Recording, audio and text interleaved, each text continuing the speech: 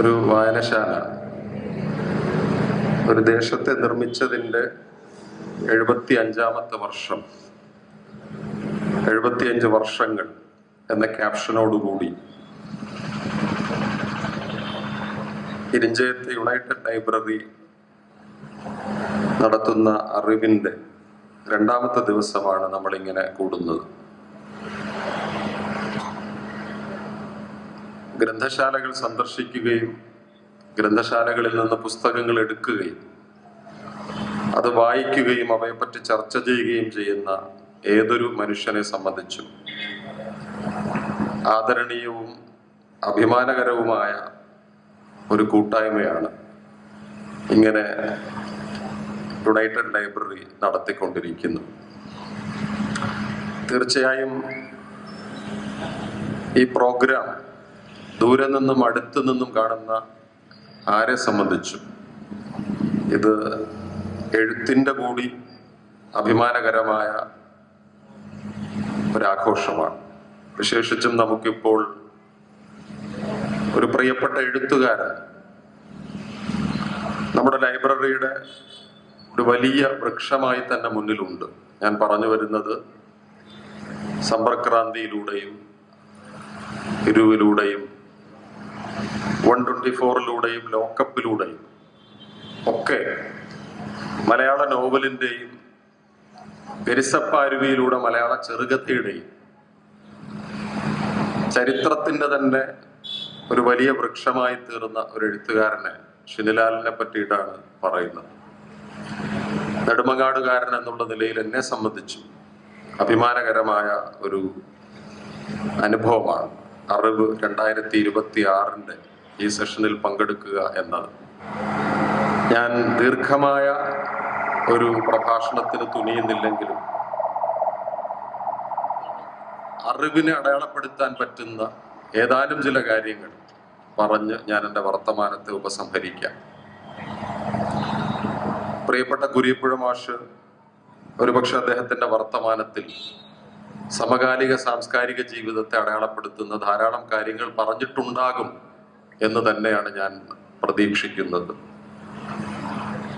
ഈ ഇരിഞ്ചയം ഷിനിലാൽ മാഷിനെ ഞാൻ എടുത്തു പറഞ്ഞെങ്കിലും ധാരാളം എഴുത്തുകാരെ ഇനിയും എടുത്തു പറയേണ്ടതുണ്ട് എന്ന് എനിക്കറിയാം. രവിസാറിനെ പോലെയുള്ളവർ, അസീം ദാനിമൂടിനെ പോലെയുള്ളവർ, ധാരാളം എഴുത്തുകാർ, സാംസ്കാരിക പ്രവർത്തകർ, ചിന്തകർ, ഇവരെല്ലാം ചേരുന്ന ഒരു വലിയ പ്രതീക്ഷയുടെ തുരുത്താണ് യുണൈറ്റഡ് എന്ന പ്രഖ്യാപനത്തിലൂടെ ചരിത്രത്തിൽ എഴുതി ചേർക്കപ്പെടുന്നത്.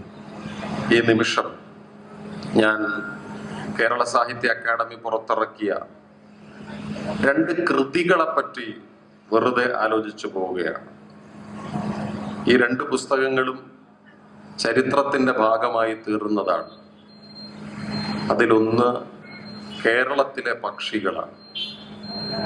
അക്കാദമിയുടെ ആദ്യത്തെ പുസ്തകമാണ് കേരളത്തിലെ പക്ഷികൾ.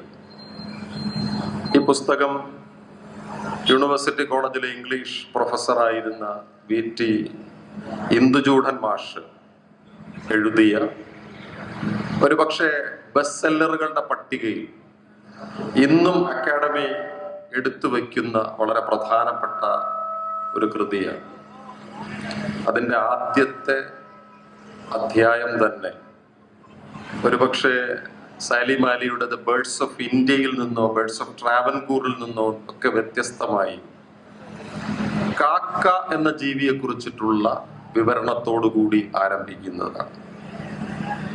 ഈ പുസ്തകം വായിക്കുമ്പോൾ കേരളത്തിന്റെ സാംസ്കാരിക ചരിത്രത്തെ ഒരു പക്ഷിയുടെ കണ്ണോടുകൂടി സമീപിക്കാൻ കഴിയുന്ന രാഷ്ട്രീയ ചരിത്രം കൂടി ആ പുസ്തകത്തിൽ എഴുതി ചേർത്തിട്ടുണ്ട് എന്ന് നമുക്ക് തോന്നും.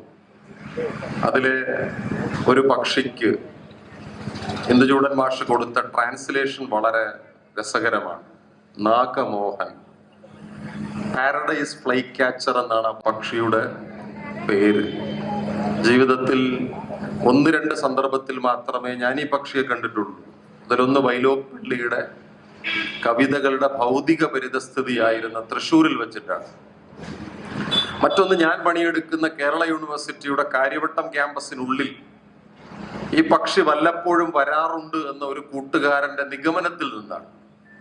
ഇതിന്റെ പ്രത്യേകത പ്രായപൂർത്തിയാകുന്നത് വരെ അതിമനോഹരമായ കാവി നിറവും പ്രായപൂർത്തിയായി കഴിയുമ്പോൾ വെളുത്ത നിറത്തിലേക്ക് മാറുന്ന അതിസുന്ദരമായ 2 ചിറകുകളുമായി പറക്കുന്ന ഒരു പക്ഷിയുടെ പേരാണ് പാരഡൈസ് ഫ്ലൈ ക്യാച്ചർ. ഇതിന്റെ പേരിന്റെ തുടക്കത്തില് പാരഡൈസ് എന്നത് അതിന് വെറുതെ കിട്ടിയതല്ല. നോക്കൂ, നിങ്ങൾ സ്വർഗം കണ്ടിട്ടുണ്ടോ എന്ന പക്ഷിയുടെ പറക്ക നമ്മളോട് ചോദിക്കും. അതുകൊണ്ട് നമ്മുടെ നയനങ്ങളെ, നമ്മുടെ മനസ്സിനെ, നമ്മുടെ ആകുലതകളെ, പ്രതീക്ഷകളെ മുഴുവൻ സ്വർഗത്തിലേക്ക് നയിക്കുന്ന 2 ചിറകുകളുമായി പറന്നു വരുന്ന പാരഡൈസ് ഫ്ലൈ ക്യാച്ചർ കേരളത്തിന്റെ ഒരു പക്ഷിയേ അല്ല. അത് ദൂരെ നിന്ന് ഗോഡ്സ് ഓൺ കൺട്രി എന്ന് പറയുന്ന ദൈവത്തിന്റെ നാട്ടിലേക്ക് പറന്നു വരുന്നതായി പ്രതീക്ഷിക്കപ്പെടുന്ന ഒരു പക്ഷിയാണ്. ഈ പക്ഷിക്ക് ഒരു വാക്ക് ദാനം ചെയ്യുമ്പോൾ, ഒരുപക്ഷെ സുരേഷ് ഇളമൺ ഇന്ദുചൂടൻ മാഷിനെ കുറിച്ച് എഴുതിയ പുസ്തകത്തിലെ പക്ഷികളും ഒരു മനുഷ്യനും എന്ന കൃതിയിൽ പറയുന്നത് പോലെ ഇതിനേത് പേര് കൊടുക്കും, എന്ത് ട്രാൻസ്ലേഷൻ കൊടുക്കും? അതിമനോഹരമായി അദ്ദേഹം നാഗമോഹൻ എന്ന പേര് കൊടുത്തു. ഇളമണ്ണിന്റെ പുസ്തകം വളരെ ഹൃദ്യമാണ്. ഒരു ഇംഗ്ലീഷ് പ്രൊഫസർ ഇങ്ങനെയൊക്കെ പക്ഷിയെ തേടി പോകുമോ? ഒരിക്കൽ ഇളമണ്ണിനെയും കൂട്ടി പൂവാറിനടുക്കൽ പൊഴിയൂരിലെ നെയ്യാറ് കടലിലേക്ക് വന്നു ചേരുന്ന സ്ഥലത്തേക്ക് ഇന്ദുചൂടൻ മാഷ് യാത്ര പോയതിനെ കുറിച്ച് ഒരു വിവരണമുണ്ട്. സുരേഷ്, നീ വരൂ, നിനക്ക് ഭൂമിയിലെ സ്വർഗങ്ങളിൽ ഒന്ന് ഞാൻ കാട്ടിത്തരാം. അതല്ലെങ്കിൽ പെരുമാതുറയിലെ കടൽക്കരയിൽ പോയിരുന്ന് നമുക്ക് പക്ഷികളെ കാണാം. എന്നിട്ട് തന്റെ നോട്ട്ബുക്കിൽ താൻ കാണുന്ന പക്ഷിയുടെ ചിത്രങ്ങൾ അതിസൂക്ഷ്മമായി അദ്ദേഹം വരച്ചു വയ്ക്കും.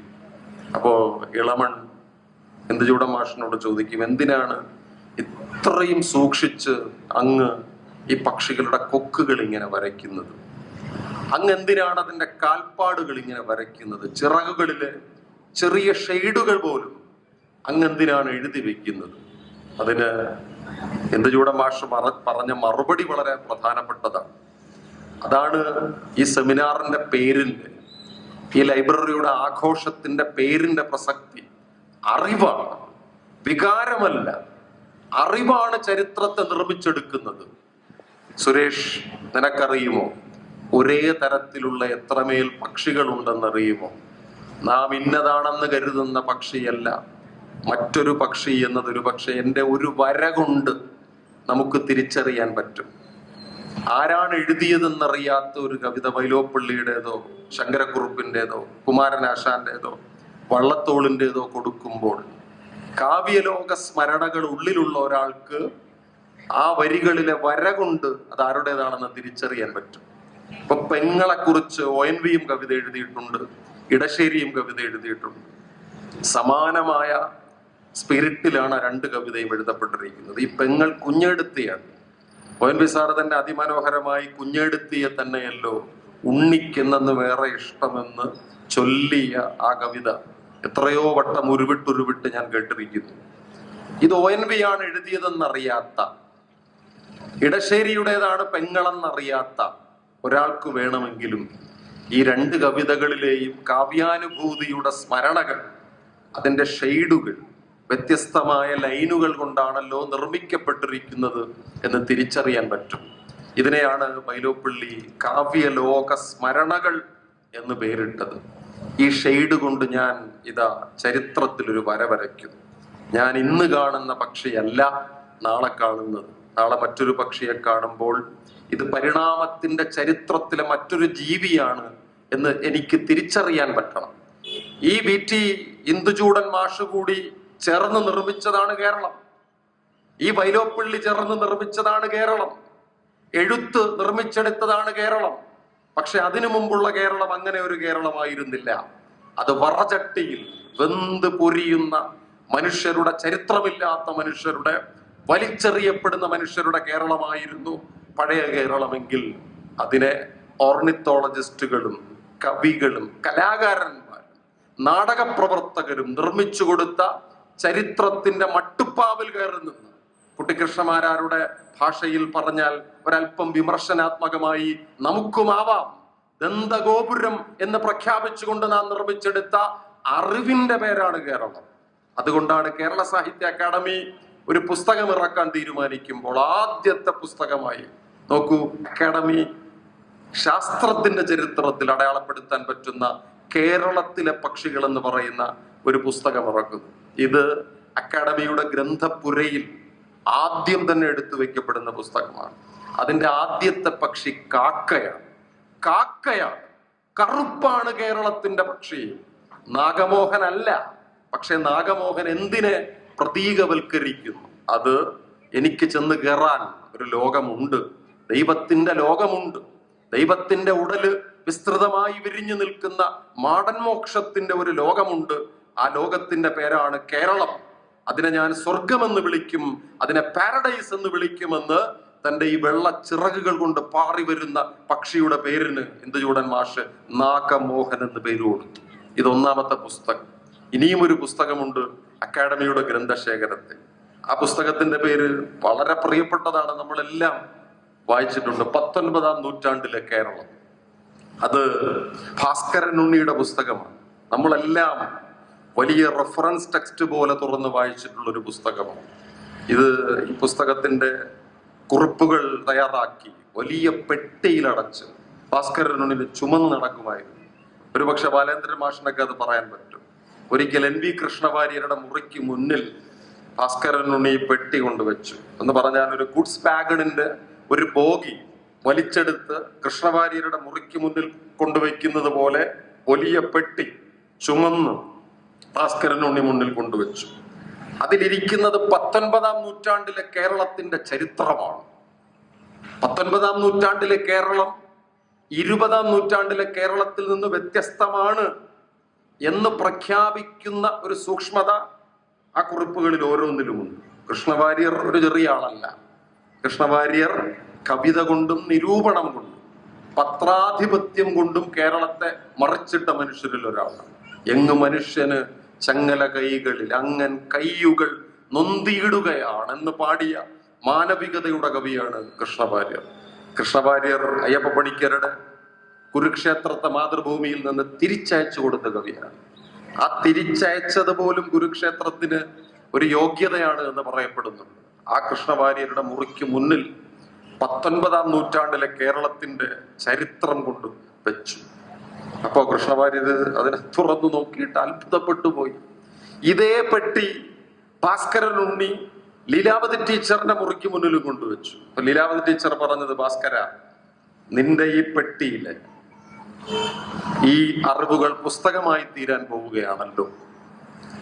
ഈ അറിവുകളിൽ നിന്ന് ഒരൊറ്റ കഷണം മതി നിനക്കൊരു PhD കിട്ടാൻ എന്ന് പറഞ്ഞാൽ 10 PhDക്ക് പറ്റിയ സാധനങ്ങളുമായിട്ടാണ് നീ നടക്കുന്നത്.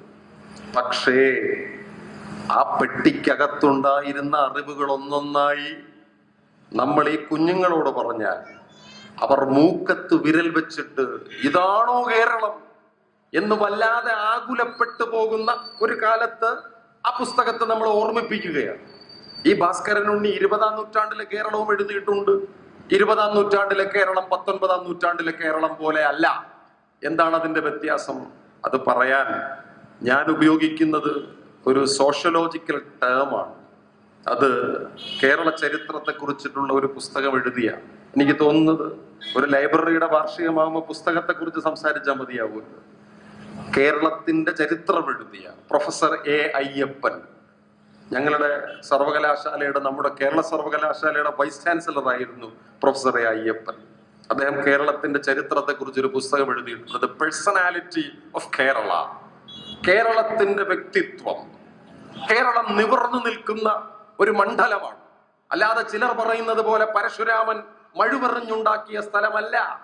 ഇതെന്റെ വാദമല്ല, ചട്ടമ്പി സ്വാമികൾ പറഞ്ഞതാണ്. ഏത് പരശുരാമൻ, ഏത് മഴു?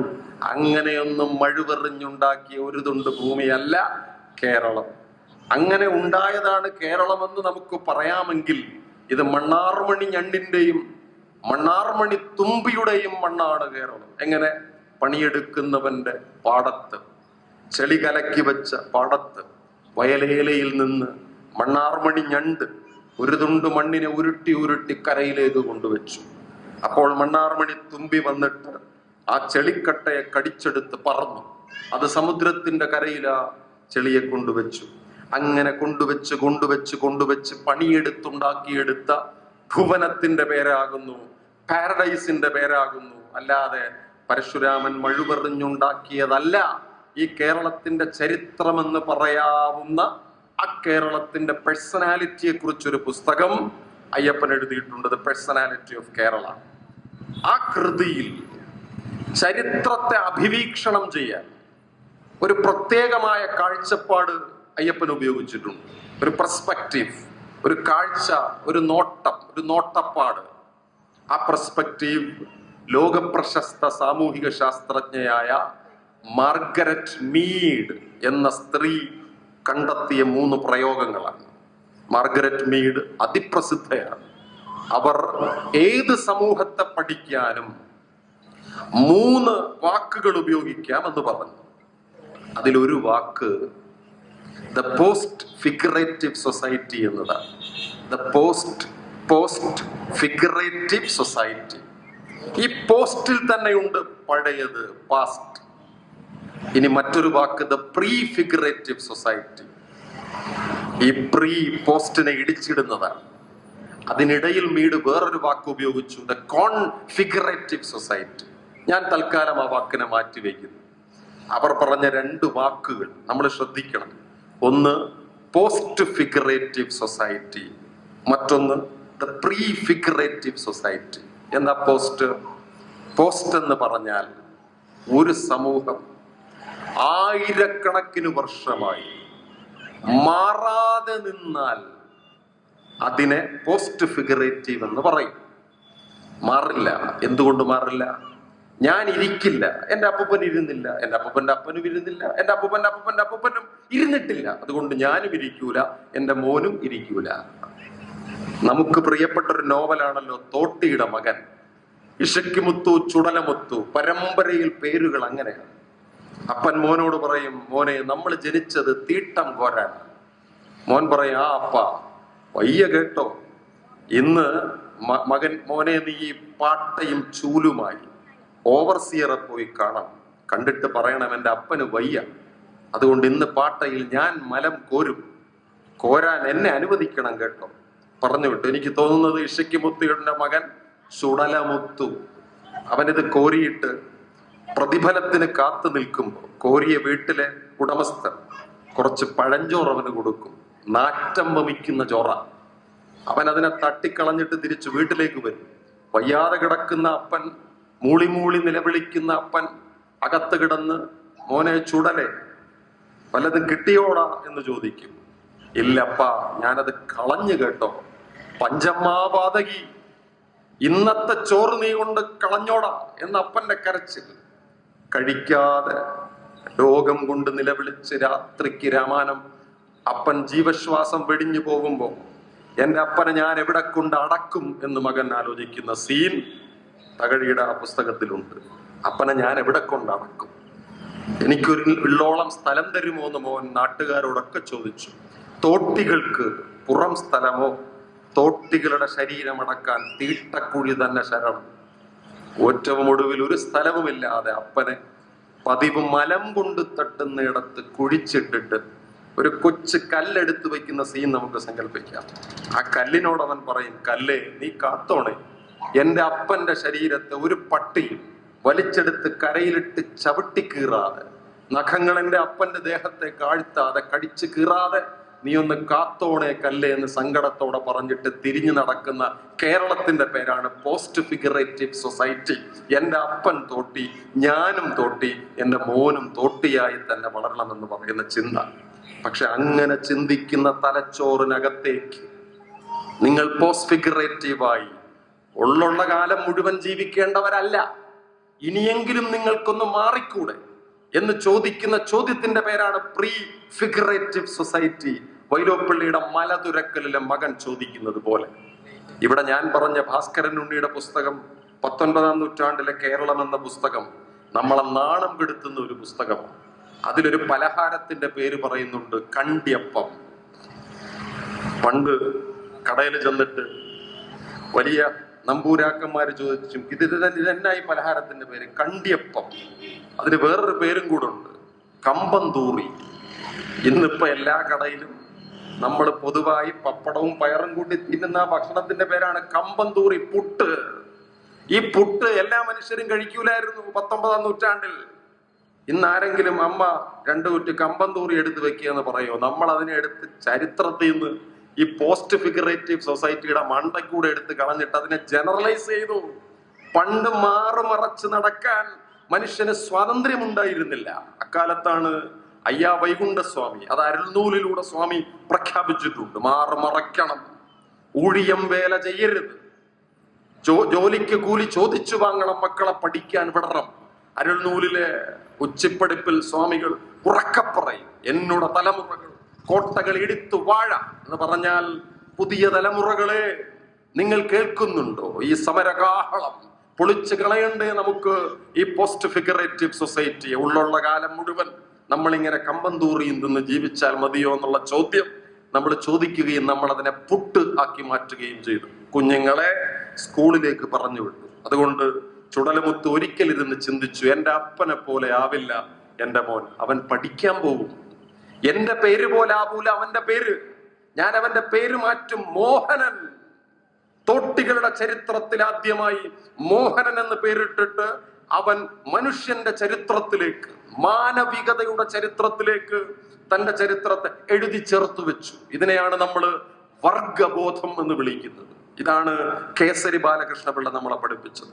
കേസരി ബാലകൃഷ്ണപിള്ളയുടെ ആകർഷകമായ ഒരു ആർട്ടിക്കിളിന്റെ പേര് മാർസൽ പ്രൂസ്റ്റും മലയാള നോവലും എന്നാണ്. അതിനു മുമ്പ് അങ്ങനെ ഒരു കൃതി മലയാളത്തിൽ ഒരു വിമർശകനും എഴുതിയിട്ടില്ല.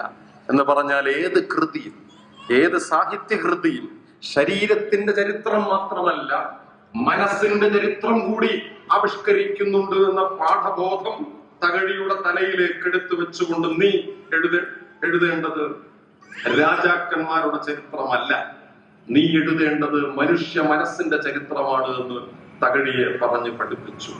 ആ ചരിത്രത്തിന്റെ, ആ പ്രീ ഫിഗറേറ്റീവ് സൊസൈറ്റിയുടെ കാവൽ വിളക്കുകളായിട്ടാണ് നമ്മുടെ കേരളത്തിലെമ്പാടും ഗ്രന്ഥശാലകൾ വരുന്നത്. വലിയ തറവാടുകളിൽ, വലിയ ഇല്ലങ്ങളിൽ ഒരു മനുഷ്യനും കാണാതെ അട്ടിയട്ടിയായി ഇരുന്ന് ദ്രവിച്ചു പോയ, ചിതലരിച്ചു പോയ താളിയോലകൾക്ക് പകരം ഈ നാട്ടിലെ അക്ഷരം പഠിച്ച സാധാരണക്കാരന്റെ മക്കൾക്ക് വായിക്കാൻ വേണ്ടി എഴുതപ്പെട്ട പുസ്തകങ്ങൾ ഗ്രാമഗ്രാമാന്തരങ്ങളിൽ തുറന്നു വെച്ച ഹൃദയത്തിന്റെ പേരാകുന്നു ഗ്രന്ഥശാലകൾ. ആ ഗ്രന്ഥശാലകളിൽ ഒന്നിന്റെ പേരാണ് ഇരിഞ്ചയത്തെ യുണൈറ്റഡ് ലൈബ്രറി എന്ന് പറയുന്നത്. പോസ്റ്റ് ഫിഗറേറ്റീവിൽ നിന്ന് പ്രീ ഫിഗറേറ്റീവിലേക്ക് കൊണ്ടുപോകുന്ന ചരിത്രത്തിന്റെ പേരാണ്. നോക്കൂ, ഇന്നും നാം ആ പോസ്റ്റ് ഫിഗറേറ്റീവിൽ ജീവിച്ചിരുന്നുവെങ്കിൽ എന്താകുമായിരുന്നു നമ്മുടെ സ്ഥിതി എന്ന് പറയാം. മിസ്റ്റർ വാൽഹൗസ് 1876 എഴുതിയ ഒരു കുറിപ്പ് നമ്മളെ സഹായിക്കും. ഞാൻ ഈ പുസ്തകത്തിന് എടുത്തത് P.T.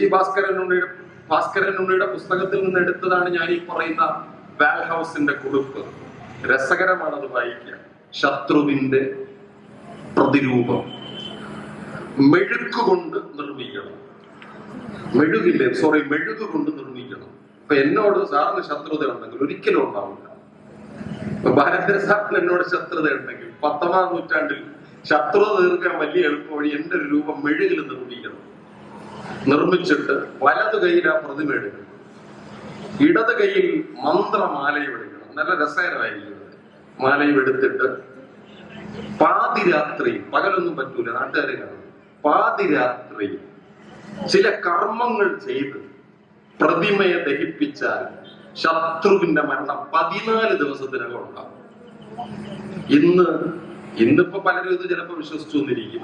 ഒരു 10-30 കൊല്ലം മുമ്പുള്ള കേരളത്തിൽ ഈ സാധനം പറഞ്ഞാൽ ആളുകൾ ആടിച്ചോടിക്കും. പക്ഷെ അതിന് ഒരു 100 കൊല്ലം മുമ്പ് ഇത് പതിവ് പരിപാടിയായിരുന്നു എന്നാണ് അതിന്റെ അർത്ഥം. തീരുന്നില്ല. ഇനി പ്രചാരത്തിലുള്ള ചില ദുർമന്ത്രവാദ രീതികളുണ്ട്. ശ്മശാനത്തിൽ നിന്നൊരു അസ്ഥി സംഘടിപ്പിക്കണം, എന്നിട്ട് ഓം ഹ്രീം ഹ്രീം എന്ന് പറയും. എന്നിട്ട് വരാഹമൂർത്തേ, അവനെ പിടികൂടിയാൽ എന്ന് അസ്ഥിയോട് പറയാം. ആരോട്? അസ്ഥിയോട്.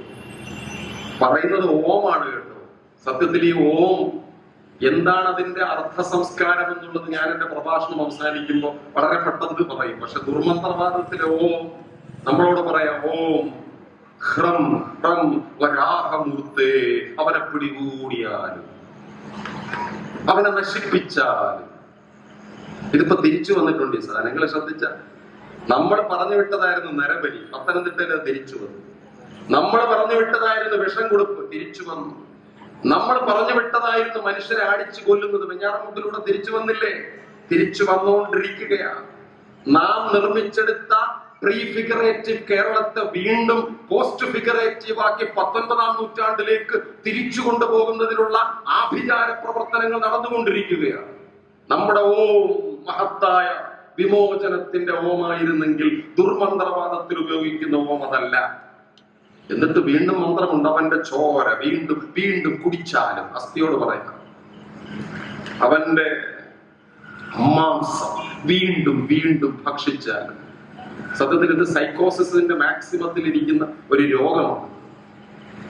ഓം ആസന്ന മരണമൂർത്തിയെ, മലയാള ഭഗവതിയെ, അവനെ നശിപ്പിച്ച് പണ്ടാരമടക്കിയ. എന്നിട്ട് ഈ അസ്ഥി 1000 തവണ ഗ്ലൗം ഗ്ലൗം ഓം എന്ന് ഊതി തീയിലോട്ടെടുത്ത് ദഹിപ്പിച്ചാൽ നമ്മൾ ആരെയാണോ വിചാരിക്കുന്നത് ആ ആളിന്റെ കാര്യം എന്നാണ് ഈ കേരളത്തിൽ വിചാരിച്ചുകൊണ്ടിരിക്കുന്നത്. ആരെഴുതിയതാ ഇത്? മിസ്റ്റർ വെൽ ഹൗസ് 1876 ഇന്ത്യൻ ആന്റിക്വറിയിൽ എഴുതിയതാണ്. സത്യത്തിൽ ഇതിന്റെ പേരാണ് പോസ്റ്റ് ഫിഗറേറ്റീവ് കേരളം. ഇമാതിരി മനുഷ്യരാണ് ശ്രീനാരായണ ഗുരുവിന്റെ മുമ്പിൽ വന്നു നിന്നത്. നമ്മുടെ പേര് അറിവെന്നല്ലേ? ഗുരുവിന്റെ മുമ്പിൽ ഒരാൾ വന്നു നിന്നിട്ട് പറഞ്ഞു, സ്വാമി എന്താ ഒരു തകിട് എഴുതുന്നത്? എന്തിന്? എന്റെ അരയിൽ ജപിച്ച് കെട്ടാൻ. എന്താ കാര്യം? ഒരു ചാത്തൻ എന്നെ ഉപദ്രവിക്കുന്നു സ്വാമി. സ്വാമി പറയുന്നുണ്ട്, ചാത്തനൊന്നുമില്ല, വെറുതെ. അതെ, സ്വാമി എഴുതി തന്നാൽ ഏത് ചാത്തനും പേടിക്കും. സ്വാമി അത് അമ്മാതിരി പരിപാടിയൊന്നും നമുക്കില്ലല്ലോ. ഇത് ഈ പുള്ളി പോകുന്നില്ല. അവസാനം സ്വാമി പറഞ്ഞു, എന്നാ പിന്നെ നാം ഒരു കത്തെഴുതുക. This is art of healing. സാധനം ഇത് വട്ടാണ്. വട്ടിന്റെ മരുന്ന് കൊടുക്കണം. ഒരു നല്ല 1ാം തരം മരുന്നാണ് കൊടുത്തത്. കത്തെടുത്തിട്ട് പറഞ്ഞു, ഹേ ചാത്ത, പ്രിയപ്പെട്ട കുട്ടിച്ചാത്ത, ഈ കത്തുമായി വരുന്ന പെരേര നമ്മുടെ അടുത്ത സുഹൃത്താണ്, ഉപദ്രവിക്കരുത്. താഴെ നാരായണ ഗുരു ഒപ്പ് കത്തും കൊടുത്തിട്ട് അദ്ദേഹം പറഞ്ഞു, ഇത് കൊണ്ടുപോയിട്ട് ഇനി ചാത്തൻ എറിയുമ്പോ ആ കല്ലിൽ ഈ സാധനം കെട്ടിയിട്ട് തിരിച്ചത് കൊടുക്കും, പിന്നെ ഉപദ്രവിക്കില്ല. നോക്കൂ എത്ര വിദഗ്ധമായി. ഞാൻ നേരത്തെ പറഞ്ഞ പോസ്റ്റ് ഫിഗറേറ്റീവ് സൊസൈറ്റിയിലെ അന്ധവിശ്വാസം കൊണ്ട് ജീവിതത്തെ മനോരോഗത്തിന്റെ മാക്സിമത്തിൽ എത്തിച്ച് ജീവിച്ചിരുന്ന മനുഷ്യർക്ക് ഒരു ഔഷധം കൊടുക്കുകയാണ് ശ്രീനാരായണ ഗുരു എന്ന അസാധാരണനായ വൈദ്യൻ. ഇത് നമ്മുടെ ലൈബ്രറിയിൽ ആ പുസ്തകം ഉണ്ടാകുമെന്ന് ഞാൻ വിചാരിക്കുകയാണ്. ലോകപ്രശസ്ത കവി ഖലീൽ ജിബ്രാന്റെ മനുഷ്യപുത്രനായ യേശു. ആ മനുഷ്യപുത്രനായ യേശുവിൽ ഒരു അധ്യായം ജീസസ് ആസ് എ ഹീലർ എന്നതാണ്. രോഗം പിടിച്ചവരെ കർത്താവ് തന്റെ സ്നേഹത്തിന്റെ ചൂടുകൊണ്ട് സമാശ്വസിപ്പിക്കുകയും അവരെ രോഗത്തിൽ നിന്ന് വിമോചിപ്പിക്കുകയും ചെയ്യും. ഈ പ്രക്രിയയുടെ പേരാണ് കേരള നവോത്ഥാനം. ഈ പ്രക്രിയയുടെ പേരാണ് അറിവ്. അതുകൊണ്ട് 1951 അന്നല്ലേ ലൈബ്രറി തുടങ്ങിയത്? 951 ശിവഗിരി തീർത്ഥാടനം നടക്കുമ്പോൾ മഹാനായ സഹോദരനയ്യപ്പൻ ആ തീർത്ഥാടനത്തിന്റെ അധ്യക്ഷൻ ആയിരുന്നു കൊണ്ട് നടത്തിയ ഒരു പ്രസംഗം വളരെ പ്രധാനപ്പെട്ടത്. 75 കൊല്ലമായി. നമ്മുടെ യുണൈറ്റഡ് ലൈബ്രറിക്കും 75 കൊല്ലമായി. ആ പ്രസംഗത്തിൽ എന്താണ് ഗുരു എന്ന് അയ്യപ്പൻ തന്റെ മുന്നിലിരിക്കുന്ന തീർത്ഥാടകരോടും വരാനിരിക്കുന്ന മഹാജനതയോടും വിളിച്ചു പറഞ്ഞു. ആ പ്രസംഗത്തിൽ അയ്യപ്പൻ സാന്ദർഭികമായി പറഞ്ഞ ഒരു കാര്യമുണ്ട്. സ്വതന്ത്ര ചിന്തയാണ് ശ്രീനാരായണനിൽ നിന്ന് പഠിക്കാനുള്ള ഏറ്റവും വലിയ പാഠം. സ്വതന്ത്ര ചിന്ത എന്ന് വെച്ചാൽ ശാസ്ത്രീയമായ ചിന്തയെന്നേ അതിനർത്ഥമുള്ളൂ. അതുകൊണ്ടാണ് ചുടലമുത്ത് മകനെ ശാസ്ത്രം പഠിക്കാൻ വിട്ടത്. അതുകൊണ്ടാണ് ആന്ധ്യം ബാധിച്ച് മനോരോഗം ബാധിച്ച് മന്ത്രതന്ത്രാദികളിൽ കിടന്ന മനുഷ്യരെ ശാസ്ത്രം പഠിപ്പിക്കണമെന്ന് ശ്രീനാരായണ ഗുരു പറഞ്ഞത്. ക്ഷേത്രങ്ങളോടൊപ്പം വിദ്യാലയങ്ങൾ നിർമ്മിക്കണം. വിജ്ഞാനവർദ്ധിനി സഭ ചെറായിയിൽ ശ്രീനാരായണന് കൊടുത്ത വലിയ അനുമോദനത്തിന്റെ മറുപടി പറയുമ്പോൾ ഗുരു പനയോളം പൊക്കത്തിൽ എണീറ്റു നിന്ന് തന്റെ മുന്നിലെ സദസ്സിനെ അഭിസംബോധന ചെയ്തുകൊണ്ട് പറഞ്ഞു, ക്ഷേത്രങ്ങളോടൊപ്പം വലിയ വിദ്യാലയങ്ങൾ നമ്മൾ സ്ഥാപിക്കണം. ക്ഷേത്രങ്ങൾ തൊഴാനുള്ള ഇടങ്ങൾ മാത്രമല്ല, ആളുകൾക്ക് സ്വതന്ത്രമായി വന്നിരുന്ന് കാറ്റുകൊള്ളാനും ചിന്തിക്കാനും ചർച്ച ചെയ്യാനും പഠിക്കാനുമുള്ള ഇടങ്ങളായി മാറും. അത് ഇതേ തിരുവനന്തപുരം ജില്ലയിലെ മുരുക്കുംപുഴ ഓംകാരത്തിന്റെ ചുറ്റിലും സത്യം, ശാന്തി, ധർമ്മം, ദയ എന്നീ 4 മലയാള വാക്കുകളെ ദൈവമായി തന്നെ പ്രതിഷ്ഠിച്ച് ഗുരു നമ്മുടെ മനസ്സിലേക്ക് വലിയ രൂപത്തിൽ എടുത്തെറിഞ്ഞു പറഞ്ഞു. എന്നിട്ട് അദ്ദേഹം പറഞ്ഞു, പഠിക്കാൻ പണമില്ലാത്ത കുഞ്ഞുങ്ങൾക്ക് പണമുള്ളവർ അത് കൊടുക്കണം. എവിടം വരെ പഠിക്കാമോ അവിടം വരെയും പഠിക്കണം. തന്റെ ശിഷ്യനായിരുന്ന അയ്യാക്കുട്ടി മാസ്റ്ററുടെ മകൾ പാർവതി ഗുരുവിനെ സ്വീകരിക്കാൻ നിൽക്കുമ്പോൾ ആ സ്വീകാരത്തിന് വേണ്ടി ഒരുക്കിയ താലത്തിൽ നിന്ന് കൽക്കണ്ടവും പഴവും പൂവും എടുത്ത് ആ കുഞ്ഞിന് തന്നെ കൊടുത്തിട്ട് സ്വാമികൾ അവളുടെ തലയിൽ കൈവച്ച് പറഞ്ഞത്, മോളെ പഠിക്കണം. എവിടം വരെ പഠിക്കാൻ പറ്റുമോ നീ അവിടം വരെയും പഠിക്കണം. പഠിച്ച് തൊഴിൽ നേടിയിട്ട് ആ തൊഴിലിൽ നിന്ന് കിട്ടുന്ന സമ്പാദ്യം കൊണ്ട് നീ സമൂഹത്തിന് ഉദവി ചെയ്യും. ആ പാർവതി അയ്യപ്പന്റെ ജീവിത പങ്കാളിയാണ് സഹോദരൻ അയ്യപ്പൻ. ആ സഹോദരൻ അയ്യപ്പൻ 951 നമ്മുടെ ഈ യുണൈറ്റഡ് ലൈബ്രറി ആരംഭിച്ച അതേ വർഷത്തെ ശിവഗിരി തീർത്ഥാടന സന്ദർഭത്തിൽ താൻ തന്റെ ജീവിതത്തിൽ നിന്നൊരു ഓർമ്മ സദസ്സിനോട് പറയുകയാണ്. ഒരിക്കൽ ശ്രീനാരായണനെ ഒരു കുഗ്രാമത്തിലെ ജനങ്ങൾ ക്ഷണിച്ചു കൊണ്ടുപോയപ്പോൾ ഞാനും പോയിരുന്നു. ശ്രീനാരായണനോടൊപ്പം മഹാവിളക്കിന്റെ തണൽ നിഴൽ പോലെ അയ്യപ്പൻ ഇങ്ങനെ കൊടുത്തു. ശ്രീനാരായണന്റെ ദൈവവിശ്വാസവും അയ്യപ്പന്റെ ദൈവവിശ്വാസവും തമ്മിൽ സാങ്കേതിക അർത്ഥത്തിൽ ഒന്നാണോ രണ്ടാണോ എന്ന ചർച്ചയൊന്നും ഞാൻ ഇവിടെ ഉന്നയിക്കുന്നില്ല. അയ്യപ്പൻ എന്റെ ഗുരുവിന്റെ പിന്നാലെ നടന്ന് ആ കുഗ്രാമത്തിലേക്ക് പോയി. അവിടെ ചെല്ലുമ്പോൾ ഗുരുവിന്റെ മുന്നിൽ നിരനിരയായി ഭൂതാവേശക്കാരെ കൊണ്ടുവന്നിരുന്നു. ഭൂതാവേശക്കാരെ കണ്ടിട്ടില്ലാത്തവർക്ക് മണിച്ചിത്രത്താഴ് സിനിമ ഇന്ന് തന്നെ പോയി കാണാൻ ഞാൻ നിർദ്ദേശിക്കുകയാണ്. ആ മണിച്ചിത്രത്താഴിലെ നാഗവല്ലി കയറുന്ന ഗംഗയില്ല, ആ ഗംഗയാണ് ഭൂതാവേശക്കാർ. അമ്മാതിരി ടൈപ്പിൽപ്പെട്ട ഒരുപാടെണ്ണത്തിനെ ഗുരുവിന്റെ മുന്നിൽ കൊണ്ടുവന്ന് നിർത്തി. ഗുരു ചിലർക്ക് മരുന്ന് നിർദ്ദേശിച്ചു, ഇന്ന മരുന്ന് ഈ രോഗത്തിന് നല്ലതാണ്. ചിലർക്ക് ഭൂതത്തിന്റെ ആവേശം കൊണ്ട് വല്ലാതെ അസ്വസ്ഥപ്പെടുമ്പോൾ നേരത്തെ പറഞ്ഞതുപോലെ കത്തെഴുതി കയ്യിൽ കൊടുത്തു. അത് കൊടുത്തുകൊണ്ടിരിക്കുമ്പോൾ തന്നെ സ്വാമികൾ അയ്യപ്പനോടൊരു കാര്യം പറഞ്ഞു. ഈ നാട്ടിൽ പള്ളിക്കൂടമില്ലേ? ഗുരു ചോദിച്ച ചോദ്യമാണ് അയ്യപ്പനോട്. ഈ നാട്ടിൽ പള്ളിക്കൂടമില്ലേ? ഇവിടെയുള്ള വെള്ളം ശുദ്ധമല്ലേ? ഇവിടത്തെ വായു ശുദ്ധമല്ലേ? ഇവിടത്തെ പരിസ്ഥിതി ശുദ്ധമല്ലേ? ഈ നാടിൽ ഗ്രന്ഥശാലകളില്ലേ? അതുണ്ടായിരുന്നെങ്കിൽ ആളുകൾ നാഗവല്ലി കയറുന്ന ഗംഗമാരായി മാറില്ലായിരുന്നു.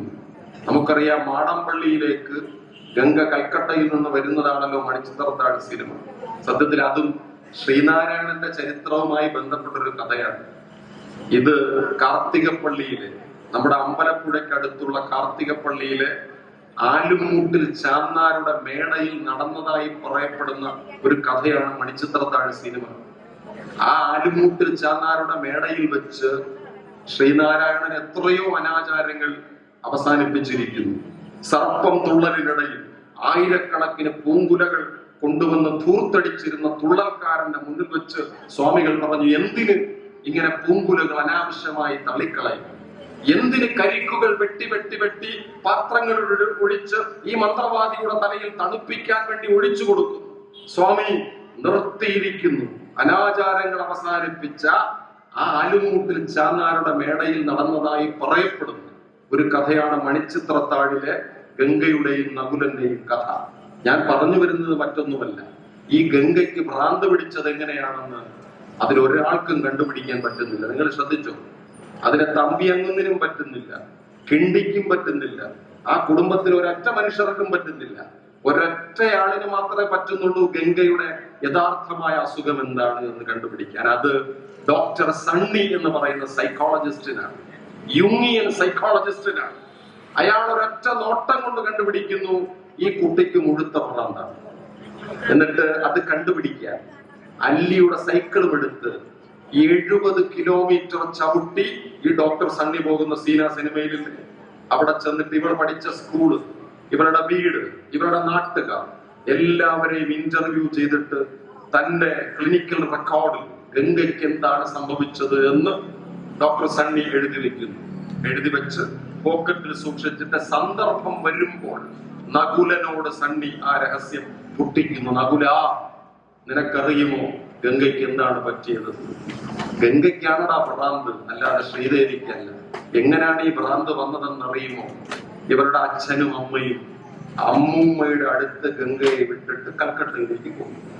അമ്മൂമ്മയ്ക്ക് എന്തായിരുന്നു പണി? ഉള്ള പൊട്ട കഥകളെല്ലാം കൊച്ചിന് പറഞ്ഞു കൊടുക്കുക, ഭൂതപ്രേതങ്ങളുടെ കഥ പറഞ്ഞു കൊടുക്കുക, ഡാക്കിനി ലുട്ടാപ്പിമാരുടെ കഥ പറഞ്ഞു കൊടുക്കുക, മന്ത്രതന്ത്രങ്ങളുടെ കഥ പറഞ്ഞു കൊടുക്കുക, അന്ധവിശ്വാസം പറഞ്ഞു കൊടുക്കുക.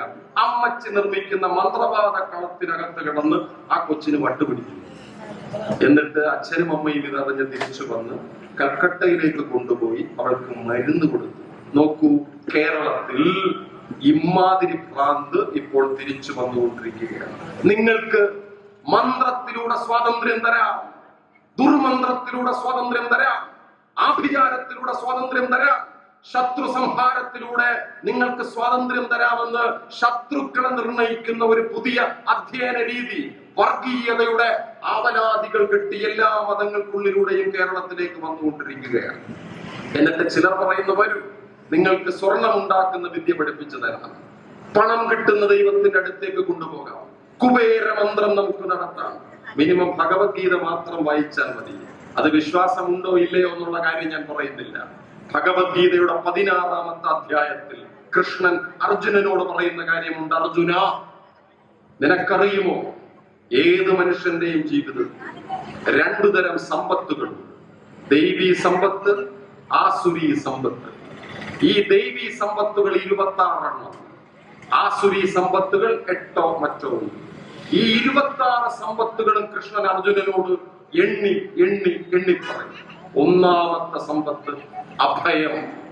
അഭയം സത്വസംശുദ്ധി, ജ്ഞാനയോഗ വ്യവസ്ഥിതി, ദാനം ദമം യജ്ഞച്ഛ സ്വാധ്യായസ്തവ ആർജവം, അഹിംസാ സത്യമക്രോധ ത്യാഗ ശാന്തിർ അപൈഷുനം. പറഞ്ഞ് അതിമാനിത, വിനയം. 26 സമ്പത്തുകൾ എണ്ണി എണ്ണി എണ്ണി കൃഷ്ണൻ പറഞ്ഞു കൊടുക്കും. ഈ 3 ശ്ലോകത്തിൽ നിന്നാണ് കുട്ടിക്കൃഷ്ണമാരാര് ഒരു പുസ്തകം നിർമ്മിച്ചെടുത്തിട്ടുണ്ട്. ആ പുസ്തകം നമ്മുടെ യുണൈറ്റഡ് ലൈബ്രറിയിലുണ്ട്. ആ പുസ്തകത്തിന്റെ പേരാണ് ഭാരത പര്യടനം. മാരാര് പറഞ്ഞത്, ഞാൻ ഈ ശ്ലോകം വായിച്ചു, ദൈവം കൊടുക്കുന്ന 26 സമ്പത്തിനെയും ഞാൻ കുറിച്ചു വെച്ചു. എന്നിട്ട് ഞാൻ പരിശോധിച്ചപ്പോൾ എനിക്കൊരു കാര്യം മനസ്സിലായി. ദൈവം പാണ്ഡവന്മാർക്ക് 25 സമ്പത്തും കൊടുത്തു, ഒരെണ്ണം കൊടുത്തിട്ടില്ല. 1-ാമത്തെ സമ്പത്ത് അഭയം, പ്രൊട്ടക്ഷൻ. ജനിച്ച കാലം മുതൽ അവസാനം പ്രസ്ഥാനിക കാലം വരെ അലഞ്ഞു തിരിയാനായിരുന്നു പാണ്ഡവർക്ക് വിധി. ഞാൻ ഇവിടെ അത് പറഞ്ഞത്. ആ 26 എണ്ണത്തിനെയും പരിശോധിച്ചു നോക്കൂ.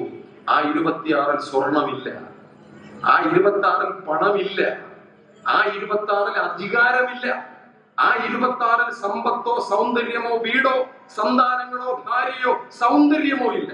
പക്ഷേ ഇക്കാലത്ത് പുതിയ ചില മന്ത്രവാദികൾ നമ്മളെ പഠിപ്പിക്കുന്നത്, വരൂ, നിങ്ങൾക്ക് സമ്പത്തുണ്ടാകാൻ മന്ത്രം ചെയ്യാമെന്നാണെങ്കിൽ അത് ദൈവശാസ്ത്രത്തിന് വിരുദ്ധമല്ലേ? ദൈവം പറയുന്ന 26 സമ്പത്തുകളിൽ ഇല്ലാത്ത ഏത് സമ്പത്തിനു വേണ്ടി നിങ്ങൾ മന്ത്രം ചെയ്യുമെന്ന് പറയുന്ന ചോദ്യത്തെ മറ്റൊരു തരത്തിൽ പറഞ്ഞാൽ അതിലെ ഏറ്റവും വലിയ സമ്പാദ്യമാണ് അറിവ്. ആ അറിവിനെ നമ്മുടെ കേരള ചരിത്രത്തിന്റെ ഇടയിലേക്ക് ഇറക്കിക്കൊണ്ടുവന്നു മഹാനായ ശ്രീനാരായണ ഗുരു. അതാണ് വൈലോപ്പിള്ളി മലതുരക്കൾ എന്ന കവിതയിലൂടെ ആവിഷ്കരിച്ചത്. അതാണ് വൈലോപ്പിള്ളി പന്തങ്ങളിലൂടെ ആവിഷ്കരിച്ചത്. ചോര തുടിക്കും ചെറുകയ്യുകൾ, പേറുക വന്നീ പന്തങ്ങൾ, എണ്ണീടാത്തൊരു പുരുഷായുസ്സുകൾ, വെണ്ണീറാകാം പുകയാകാം. ഇതിന്റെ രസകരമായ ഒരു അനുബന്ധം ഞാൻ പെട്ടെന്ന് ചുരുക്കാൻ കേട്ടോ, ഞാനിപ്പോ അവസാനിപ്പിക്കും. ഇതിന്റെ രസകരമായ ഒരു അനുബന്ധം, ഈ ചോര തുടിക്കും ചെറുകയ്യുകൾ, പേറുക വന്നീ പന്തങ്ങൾ, എണ്ണീടാത്തൊരു പുരുഷായുസ്സുകൾ, വെണ്ണീറാകാം പുകയാകാം. പുലിമയോടൊന്നും പൊങ്ങുക പുത്തൻ തലമുറയെന്തും ബന്ധങ്ങൾ. വൈലോപ്പിള്ളിയോട് ഒരിക്കൽ ചോദിച്ചു, വൈലോപ്പിള്ളി, ഈ താളം എവിടെ നിന്ന് കിട്ടിയതാണ്? ചോര തുടിക്കും ചെറുകയ്യുക, മുദ്രാവാക്യ സമാനം. അപ്പൊ വൈലോപ്പിള്ളി പറഞ്ഞത്, ഇത് മുദ്രാവാക്യത്തിൽ നിന്ന് കിട്ടിയതല്ല, എനിക്കൊരു അമ്മൂമ്മ ഉണ്ടായിരുന്നു. അമ്മൂമ്മ അസാമാന്യ കാവ്യഭാവനയുള്ളവരാണ്. അവർ മുറ്റത്തിറങ്ങി നിൽക്കുമ്പോ മഴ വരുന്ന മാനം കണ്ടാൽ ഉറക്ക മാനത്തോട്ട് നോക്കിയിട്ട് പറയും, കൊച്ചു കള്ളി കുളിച്ച് കുറിയന്തോർത്തി വന്ന് നിൽക്കുകയാണ് എന്ന് പറയുന്നത്ര കാവ്യാലങ്കാര സമ്പന്നതയുള്ള അമ്മൂമ്മ. ഇടക്കിടയ്ക്ക് പാടാറുള്ള ഒരു ഈരടിയുണ്ട്, പുളിയിലെ നേർകര മുണ്ട് മടക്കി പൂവ് നിറച്ചാളമ്മാളും, പുളിയിലെ നേർകര മുണ്ട് മടക്കി പൂവ് നിറച്ചാളമ്മാളും. അത് ഈ ശ്രീധരമേനോൻ എന്ന കുട്ടീന്റെ മനസ്സിലേക്ക് അങ്ങ് വീണു. പുളിയിലെ നേർകര മുണ്ട് മടക്കി പൂവ് നിറച്ചാളമ്മാളും, ചോര തുടിക്കും ചെറുകൈകൾ പേറുക വന്നീ പന്തങ്ങൾ. കണ്ടോ, ഇതാണ് സാംസ്കാരിക ശാസ്ത്രം. മനുഷ്യ മനസ്സിനുള്ളിൽ കിടക്കുന്ന പ്രതിരോധത്തിന്റെ, സമരാഹ്വാനത്തിന്റെ സൗന്ദര്യശാസ്ത്രത്തെ മലയാള കവിതയുടെ ചരിത്രത്തിലേക്ക്, മലയാള കവിതയുടെ ചോരയെ മണത്ത ഒരു കവി എടുത്തുകൊണ്ടുവരുന്ന പ്രക്രിയയാണ്. കത്തിന വിരല ചൂണ്ടുന്നുണ്ടവ, അത് ചൂണ്ടും. എന്തിനോട് ചൂണ്ടും? ഇത് അനീതിയാകും, ഇത് അധർമ്മമാകുന്നു, ഇത് അചരിത്രമാകുന്നു, ഇത് രാഷ്ട്രീയ വിരുദ്ധതയാകുന്നു എന്ന് ചെറുപ്പക്കാരുടെ വിരലുകൾ ചൂണ്ടും. മർത്യ പുരോഗതി മാർഗങ്ങൾ വാരുച്ചോരു നവീന യുഗത്തിൻ വാഗത്തോപ്പുകൾ വിരിയട്ടെ. ആ വിരിഞ്ഞ വാഗത്തോപ്പുകളിൽ കത്തിച്ചു വെച്ച ശാസ്ത്രത്തിന്റെ ഏറ്റവും പ്രധാനപ്പെട്ട ഉജ്ജ്വലമായ ഒരു അധ്യായമാണ് യുണൈറ്റഡ് ലൈബ്രറി എന്നത് ഞാൻ വിചാരിക്കുന്നു. ഞാൻ ചുരുക്കുകയാണ്. ഇതിനെയാണ് ശ്രീനാരായണ ഗുരു അദ്ദേഹത്തിന്റെ കവിതയിൽ നമുക്ക് ആവിഷ്കരിച്ച് മുന്നിലേക്ക് കൊണ്ടുവച്ചത്. അറിയപ്പെടും ഇത് വേറല്ല, അറിവായിടും തിരഞ്ഞിടും, അറിവിതിലൊന്നായത് കൊണ്ട് അറിവില്ലാതെങ്ങുമില്ല വേറൊന്നും. എല്ലായിടവും അറിവ് തന്നെ, ഈ പ്രപഞ്ചം മുഴുവൻ അറിവ് തന്നെ. ഇത് ഈശാവാസ്യോപനിഷത്തിൽ പറയണത്, ഈശാവാസ്യം ഇതം സർവം യത്കിഞ്ച ജഗത്യാം ജഗത്. ഒരിക്കൽ ഭാർഗവൻ വൈദ്യർ ചെറിയ പ്രായത്തിൽ ശ്രീനാരായണ ഗുരുവിനോടൊപ്പം ശിവഗിരിയിൽ നിന്ന് അരുവിപ്പുറത്തേക്ക് പോയി യാത്രയെപ്പറ്റി, സമയക്കുറവ് കൊണ്ട് ഞാനത് വിസ്തരിക്കുന്നില്ല, യാത്രയെപ്പറ്റി ഭാർഗവൻ വൈദ്യർ അദ്ദേഹത്തിന്റെ ഒരു പുസ്തകത്തിൽ പറഞ്ഞിട്ടുണ്ട്. ഗുരു എന്നെയും കൂട്ടി അരുവിപ്പുറത്തേക്ക് പോയി. രാത്രിയാണ്. നെയ്യാറ്റിൻകര നിന്ന് ഈ നദിയുടെ നെയ്യാറിന്റെ പടിഞ്ഞാറേ തീരത്ത് കൂടി നടന്ന് ഞങ്ങൾ പോകുമ്പോൾ ഗുരു എന്നോട് ചോദിച്ചു, ഭാർഗവ പേടിയുണ്ടോ? ഭാർഗവൻ പറഞ്ഞു, സ്വാമി ഭയമുണ്ട്, എന്നാലും അങ്ങ് കൂടെയുള്ളപ്പോൾ എനിക്ക് ഭയമില്ല കേട്ടോ. അവിടെ അരുവിപ്പുറത്ത്, മഠത്തിന്റെ ഇപ്പുറത്ത് സ്വാമി തപസ്സിരുന്ന ഗുഹയുടെ അടുത്തെത്തിയപ്പോൾ സ്വാമി പറഞ്ഞു, ഇന്ന് നമുക്ക് മഠത്തിലേക്ക് കയറണ്ട, ഈ രാത്രി ഈ ഗുഹയിലിരിക്കാം, നമുക്കൊരുപാട് വർഷം താവളം തന്ന ഗുഹയാണ് കേട്ടോ. ആ ഗുഹയിലേക്ക് കടന്നിരുന്നിട്ട് സ്വാമികൾ ഭാർഗവൻ വൈദ്യർക്ക് ദർശനമാലയിലെ ആദ്യത്തെ ശ്ലോകം പറഞ്ഞു കൊടുത്തു. ആസീതഗ്രി സദേവത ഭുവനം സ്വപ്നവത് പുനഃ. ഭാർഗവ, നിനക്കറിയുമോ ഈ പ്രപഞ്ചം ആരുടെ സൃഷ്ടിയാണ്? അത് ഈശ്വരന്റെ സൃഷ്ടിയാണ്. അതിനർത്ഥം ഇതിനെയെല്ലാം സൃഷ്ടിച്ച ഈശ്വരൻ സകലേടവും നിറഞ്ഞിരിക്കുന്നു എന്ന് പറഞ്ഞാൽ, ഈശ്വര വിശ്വാസം ഉണ്ടെങ്കിൽ എന്റെ ഉള്ളിൽ ഈശ്വരനുണ്ട്, സാറിന്റെ ഉള്ളിൽ ഈശ്വരൻ. അതിനർത്ഥം ഈശ്വര വിശ്വാസം ഇല്ലെങ്കിൽ അതില്ല, ഉണ്ടെങ്കിൽ ഉണ്ട് എന്ന് പറഞ്ഞാൽ പിന്നെ നമ്മൾ തമ്മിൽ വേറെയാണോ? സ്വാമികൾ ഭാർഗവനോട് പറഞ്ഞു, ഭാർഗവ, ഭയം തോന്നുന്നത് എന്തുകൊണ്ടാണെന്ന് അറിയുമോ? നാം രണ്ടെന്ന് തോന്നുന്നത് കൊണ്ടാണ് ഭയം. നമ്മൾ ഒന്നാണെന്ന് തോന്നുന്നു, നമ്മളെല്ലാരും ഒന്നാണെന്ന് തോന്നുന്നു. അതാണ് യുണൈറ്റഡ്. നമ്മളെ പിരിക്കാൻ പറ്റില്ല, നമ്മൾ ഒന്ന് തന്നെ. ഇതാണ് ഈശാവാസ്യം നമ്മളെ പഠിപ്പിച്ചത്. ഈശാവാസ്യം ഇതം സർവം യത്കിഞ്ച ജഗത്യാം ജഗത്. എവിടെ നോക്കിയാലും പടച്ചവനാൽ, ദൈവത്താൽ, ഈശ്വരനാൽ ആവരണം ചെയ്യപ്പെട്ടിരിക്കുന്ന പ്രപഞ്ചം. ഈശ്വരൻ ഭുക്തിയാകുന്നു എന്ന് ദർശനമാലയിൽ ഖുർആനിലുണ്ട്. വലില്ലാഹിൽ മശ്രിഖ് വൽ മഗ്രിബ്. പടിഞ്ഞാറും കിഴക്കും ദൈവം നിറഞ്ഞിരിക്കുന്നു. ഫൈനമാ തുവല്ലു ഫതമ്മ വജ്ഹുല്ലാഹ്. എവിടെ നോക്കിയാലും ദൈവം അവിടെ ഇരിക്കുന്നു. ഇന്നല്ലാഹ വാസിഉൻ അലീം. നീ ചോദിച്ചാൽ പടച്ചവനെല്ലാം അറിയുന്നവനാണ്. സങ്കീർത്തനത്തിലെ ഒരു വരി സമാനമാണ്. ഞാൻ ഈ പറഞ്ഞ ബഖറയിലെ 115-ാമത്തെ അധ്യായവും ഈശാവാസ്യത്തിന്റെ ആദ്യ സൂക്തിയും സങ്കീർത്തനം പോലെ നമ്മളെ പഠിപ്പിക്കുന്നു. അങ്ങയിൽ നിന്ന് ഞാൻ എവിടെ പോകും കർത്താവേ? ദൈവമേ, അങ്ങയിൽ നിന്ന് ഞാൻ എവിടെ പോകും? അങ്ങയുടെ സന്നിധി വിട്ട് ഞാൻ എവിടെ ഓടി ഒളിക്കും? എവിടെ ചെന്നാലും അങ്ങയിരിക്കും. ആകാശത്തിൽ കയറിയാൽ അങ്ങ് അവിടെയുണ്ട്. ഞാൻ പാതാളത്തിലേക്ക് പോയി ഒഴിച്ചാൽ അങ്ങ് അവിടെയുമുണ്ട്. ഞാൻ പ്രഭാതത്തിന്റെ ചിറക് തിരിച്ച് സമുദ്രത്തിന്റെ അതിർത്തിയിൽ ചെന്ന് ശയിച്ചാൽ ദൈവമേ, നീ അവിടെയും ഉണ്ടല്ലോ എന്നർത്ഥം. എന്ന് പറഞ്ഞാൽ എവിടെയും പടച്ചവനിരിക്കും. നമ്മളെയാണ് പിരിക്കാൻ ചിലര് വരുന്നത്. നമ്മൾ വേറെ, നിങ്ങൾ വേറെ എന്ന് പറയുമ്പോൾ അത് പടച്ചവന് നിരക്കുന്ന വർത്തമാനമല്ല, അത് ഈശ്വരന് നിരക്കുന്ന വർത്തമാനമല്ല. ആ ഭേദബുദ്ധിയെ തകർക്കാനാണ് ശ്രീനാരായണൻ അരിവിപ്പുറത്ത് ശിവപ്രതിഷ്ഠ നടത്തി നമ്മളെ പഠിപ്പിച്ചത്. ജാതിഭേദം മതദ്വേഷം ഏതുമില്ലാതെ സർവരും സോദരത്വേന വാഴുന്ന മാതൃകാസ്ഥാനം. സോദരര എന്താ സോദരത്വേനയുടെ അർത്ഥം? സോദരർ ഒരു ഉദരത്തിൽ നിന്ന് വരുന്നു എന്ന് പറഞ്ഞാൽ ഒരമ്മയുടെ വയറ്റിൽ നിന്ന് വരുന്നതാണ്. ഏതാണ് ആ അമ്മ? ഭൂമി. 921 സഹോദരൻ അയ്യപ്പന്റെ സഹോദര സമ്മേളനത്തിന് ഇതുപോലെ അദ്വൈതാശ്രമത്തിന്റെ മുറ്റത്ത് വലിയ പന്തലൊക്കെ ഇട്ടിട്ട് സഹോദര സമ്മേളനത്തിന്റെ മീറ്റിംഗ് നടക്കാനിരിക്കുമ്പോൾ ശ്രീനാരായണ ഗുരു അയ്യപ്പനെ വിളിച്ചടുത്തിരുത്തിയിട്ട് പറഞ്ഞു, അയ്യപ്പ, നിങ്ങൾ എന്തിനെ കുറിച്ചാണ് സംസാരിക്കാൻ പോകുന്നത്? പല വിഷയങ്ങളെ കുറിച്ച് സംസാരിക്കും സ്വാമി, പക്ഷേ നിങ്ങൾ എന്തിനെ കുറിച്ച് സംസാരിച്ചാൽ ഒരു കാര്യത്തെ കുറിച്ച് സവിശേഷമായി സംസാരിക്കണം കേട്ടോ. അത് മനുഷ്യന്റെ ആർത്തിയെ കുറിച്ച്. മനുഷ്യന്റെ ആർത്തി പെരുത്ത് ഈ ഭൂമിയിൽ സകല ജീവജാലങ്ങളും നശിച്ചു പോകുന്ന മലിനീകരണത്തെ കുറിച്ചിട്ടാണ്.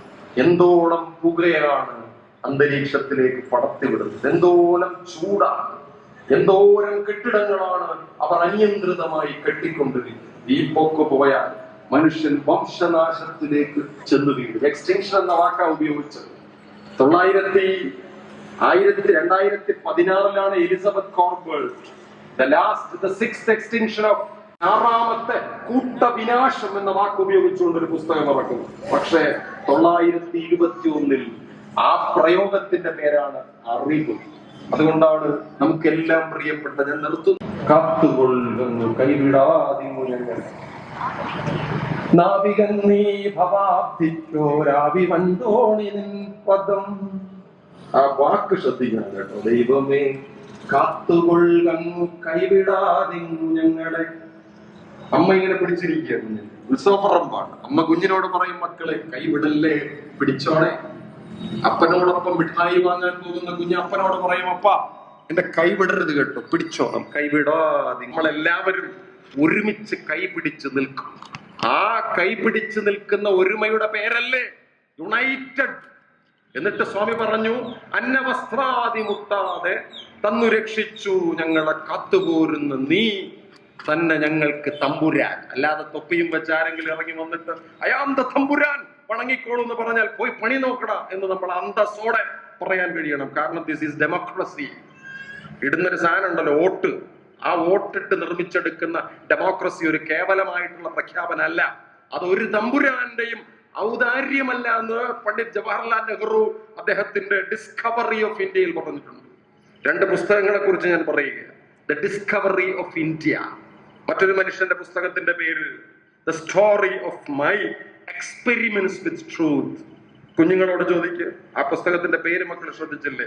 ഒന്ന് പണ്ഡിറ്റ്ജിയുടെ പുസ്തകം ദ ഡിസ്കവറി ഓഫ് ഇന്ത്യ, മറ്റൊന്ന് മഹാത്മാഗാന്ധിയുടെ ആത്മകഥയുടെ പേര് the story of my experiments with truth. ഈ 2 പുസ്തകത്തിലെയും വാക്കുകൾ നോക്കൂ. ഒന്ന് ഡിസ്കവറി, മറ്റൊന്ന് എക്സ്പെരിമെന്റ്. 2 ശാസ്ത്രീയ. ഈ ബോധമുള്ളിലുള്ളത് കൊണ്ടാണ് പി കൃഷ്ണപിള്ള തന്റെ തലയെടുത്ത് മണിക്ക് കൊടുത്ത് ഒരറ്റാടി. ഞാൻ മണിയടിക്കും, ആര് ചോദിക്കും? മനുഷ്യനകത്തേക്ക് കയറും. വൈക്കം സത്യാഗ്രഹ പന്തലിൽ ഒരു കാലത്ത് കുമാരനാശാൻ, പിൽക്കാലത്ത് ടി.കെ. മാധവൻ ഇറങ്ങി നിന്ന് മനുഷ്യരുടെ സ്വാതന്ത്ര്യത്തിന് വേണ്ടിയിട്ടുള്ള സമരം നടത്തിയത്. പണ്ഡിറ്റ്ജി ഡിസ്കവറിയിൽ പറയുന്ന വാക്യം വളരെ പ്രസിദ്ധമാണ്. Indian history has usually been divided by English as well as some Indian historians into 3 major periods. ഇന്ത്യയുടെ ചരിത്രം പലരും എഴുതിയിട്ടുണ്ട്. ഇംഗ്ലീഷുകാർ അത് ആദ്യം എഴുതി. ഇംഗ്ലീഷുകാരുടെ പാറ്റേൺ പിടിച്ചിട്ട് ഇന്ത്യയില് ഇംഗ്ലീഷ് മനസ്സുള്ള ചിലർ എഴുതി. അവർ പറയുന്നത് ഇന്ത്യ ചരിത്രത്തെ 3 പ്രധാനപ്പെട്ട ഘട്ടമായി തിരിക്കാമെന്ന്. അതിൽ ഒന്നാമത്തെ ഘട്ടം the ancient period or Hindu period. The second era is Muslim period. And the third is British period. Panditji പറയുന്ന കാര്യം ഇങ്ങനെ തിരിക്കുന്നതിനകത്ത് തന്നെ ഒരു തന്ത്രമുണ്ട്. Political unconsciousness.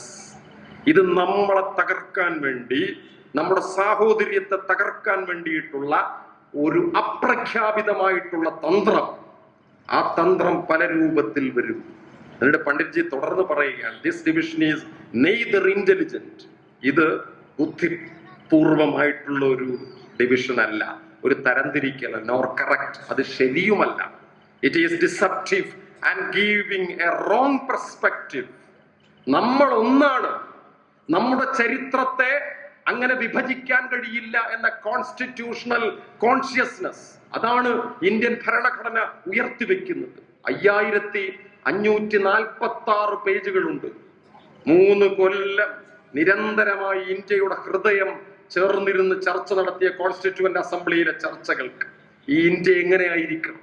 ഇന്നലെ വരെ ഒരു രാജാക്കന്മാരും എഴുതി വെച്ച പുസ്തകത്തിലെ കഥയല്ല ഇന്ത്യൻ കോൺസ്റ്റിറ്റ്യൂഷൻ. ഈ രാജാക്കന്മാർ എന്ത് ചെയ്തു എന്നറിയാൻ നമ്മുടെ ലൈബ്രറിക്കകത്ത് കയറിയിട്ട് ഡൊമിനിക് ലാപ്പിയറും ലാരി കോളിൻസും എഴുതിയ ദ ഫ്രീഡം അറ്റ് മിഡ്നൈറ്റ് എന്ന പുസ്തകം തുറന്ന് വായിച്ചാൽ മതി. ഇന്ത്യയിലെ ജനകോടികൾ ഈ മഹാരാജ്യത്തിന്റെ, ഈ ഭാരതമാതാവിന്റെ സ്വാതന്ത്ര്യത്തിന് വേണ്ടി ഹൃദയം കൊടുത്ത് സമരം ചെയ്യുമ്പോൾ അതിൽ സമരം ചെയ്ത ഒരാളുടെ പേരാണ് ഭഗത് സിംഗ്. നിങ്ങൾ എന്റെ മണ്ണിന് സ്വാതന്ത്ര്യം തരുന്നിടത്തോളം കാലം എന്നെ പോലെ ആയിരങ്ങൾ അവരുടെ ശിരസ്സുമായി നിങ്ങളുടെ തോക്കിൻ മുന്നിലേക്ക് വരും. അദ്ദേഹം പറഞ്ഞ ഒരു കാര്യം, മിസ്റ്റർ ബ്രിട്ടീഷ് ഗവർണർ, ഞാൻ നിങ്ങളോട് റിക്വസ്റ്റ് ചെയ്യുന്ന ഒരു കാര്യം, നിങ്ങൾ എന്നെ തൂക്കിലിടരുത് എന്നാണ്. ഇത് കേൾക്കുമ്പോൾ വിചാരിക്കും മാപ്പെഴുതി കൊടുക്കുകയാണ്, അണ്ണാ എന്നെ വിടണേ, മറ്റു ചിലർ എഴുതി കൊടുത്ത പോലെ. ഭഗത് സിംഗ് അങ്ങനല്ല, എന്നെ തൂക്കിലിടരുത്, പകരം എന്റെ മുന്നിൽ നിന്ന് വെടിവെക്കും. അപ്പൊ വെടിവെക്കുന്നവനെ എനിക്കൊന്ന് കാണാമല്ലോ. വെടിവെക്കുമ്പോ ഞാൻ എന്റെ നെഞ്ച് വിരിച്ചു നിന്ന് പറയും, വെടിവെക്കും. എന്തിന്? എന്റെ മണ്ണിന്റെ സ്വാതന്ത്ര്യത്തിന് വേണ്ടി. ഞാൻ മരിച്ചാലും എന്റെ പിറകെ മരണപ്പെട്ട് രക്തസാക്ഷിത്വമേറിയ രാംപ്രസാദ് ബിസ്മിലിനെ പോലെ, ചന്ദ്രശേഖർ ആസാദിനെ പോലെ ആയിരക്കണക്കിന് മനുഷ്യർ ഈ മണ്ണിന്റെ മാറിൽ, ഈ മണ്ണിന്റെ സ്വാതന്ത്ര്യത്തിന് വേണ്ടി സമരം ചെയ്യും. അത് രാജാക്കന്മാരുടെ ഔദാര്യമല്ല എന്ന് പറയാൻ കഴിയുന്ന തന്ത്രവിദ്യ അന്നവസ്ത്രാദി മുട്ടാതെ തന്നു രക്ഷിച്ചു ഞങ്ങളെ കാത്തുപോരുന്ന പടച്ചവനെ, നീയാകുന്നു ഞങ്ങളുടെ തമ്പുരാൻ. അങ്ങനെ ഒരു തമ്പുരാൻ ഉണ്ടെങ്കിൽ ആ ദൈവവിശ്വാസം കൂടി നമ്മുടെ കോൺസ്റ്റിറ്റ്യൂഷണൽ കോൺഷ്യസ്നെസ്സിൽ കലർത്തിയിരിക്കുന്നു എന്ന് പറയുന്ന അതിപ്രഖ്യാപിതമായ ഒരു കാര്യമുണ്ട്. ഞാൻ നിർത്തുന്നു. ഇത് നിർവചിക്കാൻ, ഇത് പ്രവചിക്കാൻ സാഹിത്യത്തിന് പറ്റും, ഇത് പ്രവചിക്കാൻ എഴുത്തിന് പറ്റും. അതുകൊണ്ടാണ് നമ്മുടെ കോൺസ്റ്റിറ്റ്യൂഷനെ തന്നെ റെപ്രസെന്റ് ചെയ്തുകൊണ്ട് 951 സഹോദരൻ അയ്യപ്പൻ പറഞ്ഞ സ്നേഹത്തെ പ്രഖ്യാപനം ചെയ്തുകൊണ്ട് യുണൈറ്റഡ് എന്ന് പറയുന്ന വളരെ ധൈഷണികമായ ഒരു തലച്ചോറുമായി നമ്മുടെ ലൈബ്രറി 75ാമത്തെ വർഷത്തിലേക്ക് വരുന്നു. നോക്കൂ, ഒരു 200 വർഷത്തിനെങ്കിലും മുമ്പ് എഴുതപ്പെട്ട ലാമിറാബലെ എന്ന് പറയുന്ന നോവലിൽ, പാവങ്ങളിൽ, 925 ആ പുസ്തകം നാലപ്പാടൻ മലയാളത്തിലേക്ക് വിവർത്തനം ചെയ്തു തരുന്നത്. ആ പുസ്തകത്തിൽ ഒരു ഉജ്ജ്വലമായ പ്രഭാഷണമുണ്ട്. ആൻഷൽ റോ എന്ന വിപ്ലവകാരിയായ ചെറുപ്പക്കാരൻ പാരീസിലെ ആ തുരങ്കത്തിന് മുകളിൽ നിന്നിട്ട് ലോകത്തോട് ചെയ്യുന്ന പ്രസംഗമാണ്. ആ പ്രസംഗത്തിൽ ആൻഷൽ റോ പറയും, ഹേ പൗരന്മാരെ, പ്രജകളെ എന്നല്ല, ഹേ മഹാരാജാവിന്റെ ദാസന്മാരെ എന്നല്ല, ഹേ പൗരന്മാരെ. ഈ വാക്കാണ് കുമാരനാശാൻ ചിന്താവിഷ്ടയായ സീതയിൽ അവസാനം ഉപയോഗിക്കുന്നത്. പൗരസമക്ഷം സീത ചെന്നു എന്നാണ്, പ്രജാസമക്ഷം അല്ല. തന്റെ തലകുനിച്ച് മുനീന്ദ്രന്റെ കാൽത്തണ്ടാർ നോക്കി നടന്ന് അധോവദനയായി ചെന്നിട്ട് അനുഷയെ ക്ലാന്താസ്യനാം തൻ കാന്തനെ കണ്ടാൾ. ആര്? സതി. എവിടെ വെച്ച്? പൗരസമക്ഷം. We are the people. We, the people of India, having solemnly resolved to constitute a constitution, a sovereign country, a federal country, a united country, a democratic, a secular country എന്ന പ്രഖ്യാപനം ലിറ്ററേച്ചറിൽ അവിടെയായി നമുക്ക് കാണാൻ പറ്റും. ഹേ പൗരന്മാരെ, നിങ്ങൾ വരാൻ പോകുന്നതിന് വിചാരിച്ചിട്ടുണ്ടോ? വെളിച്ചത്തിൽ മുങ്ങിയ തെരുവുകൾ, വെളിച്ചം വേണം. എല്ലാ വീടുകളിലും സഹോദരത്വം, എല്ലാ വീടുകളിലും ക്ഷേമം, മനുഷ്യർ അന്യോന്യം മര്യാദക്കാർ, കുട്ടികളെ അനുഗ്രഹിക്കുന്ന മുതിർന്നവർ, ഭൂതകാലം, തത്വജ്ഞാനികൾക്ക് തികച്ചും സ്വാതന്ത്ര്യം. ഇങ്ങനെയെല്ലാം പറഞ്ഞിട്ട് ആൻഷൽ രാ പറയുന്ന ആ തത്വചിന്തയുടെ കാലമാണ് നാം യുണൈറ്റഡ് ലൈബ്രറിയിലൂടെയും ഇരിഞ്ചയത്ത് അനുഭവിച്ചത്. ഇങ്ങനെയാണ് ആയിരക്കണക്കിന് ഗ്രന്ഥശാലകളിലൂടെ നാം കേരളത്തിൽ അനുഭവിച്ചത്. പക്ഷേ ഈ അനുഭവം ചിലരെ പൊറുതിമുട്ടിക്കുന്നുണ്ട്.